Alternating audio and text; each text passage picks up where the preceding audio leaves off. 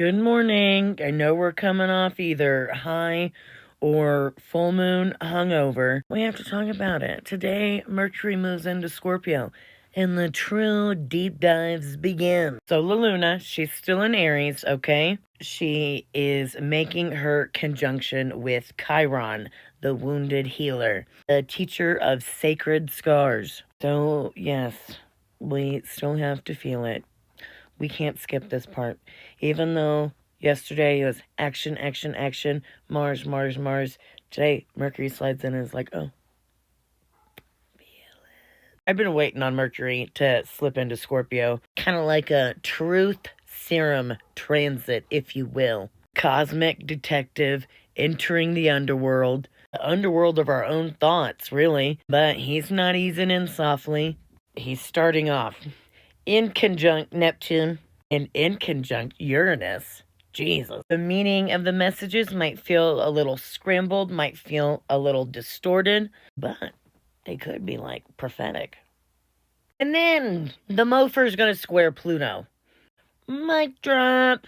Mercury, Pluto square. So that's Mars energy. Push to tension, push to action. It can bring some very intense, very transformative conversations or communication in general. This is when we can kind of see through the lies. Not just everyone else's, but ours too. That sucks. Words cut deep, but at the same time, they're cleansing the wound. It's like fire. What can we expect? Conversations that reveal some truth. Maybe especially around very taboo things that they really want to keep secret. Power struggles over voice and perception. Thoughts of the taboo. The things that were hidden. The things that were buried. They're like, we need some sun, bitch. A chance to mentally rebirth is the big thing. To stop talking in loops and to stop being in other people's loops and swallowing their emotional crap and, them gaslighting you and leading the breadcrumbs to nowhere. It's time for us to get okay with the truth in all the ways. Like I said, about ourselves, about others. The thing is everyone wants to make taboo subjects and all of them like way over here, and only certain people do it. That's not true. Almost everybody bumps fuzzies, Start stepping, start embracing your truth. Mercury in Scorpio is not here for small talk. He's here for soul talk.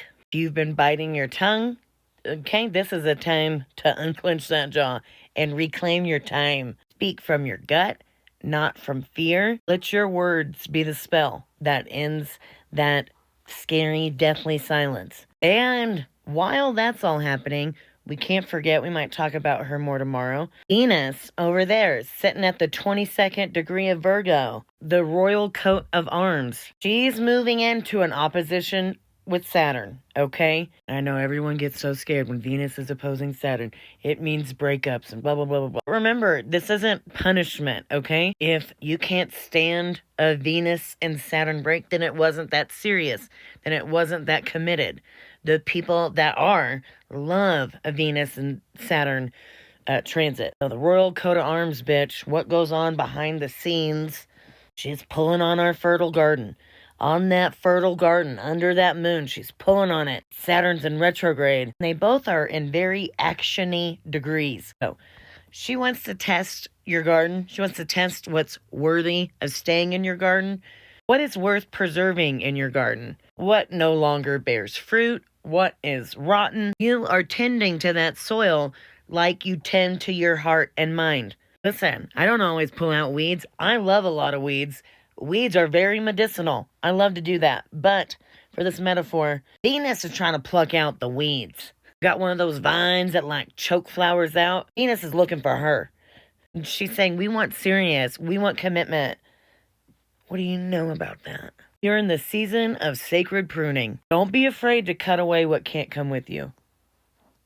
I know it hurts, but I'm telling you, there's some relief. And don't think of that as losing your power.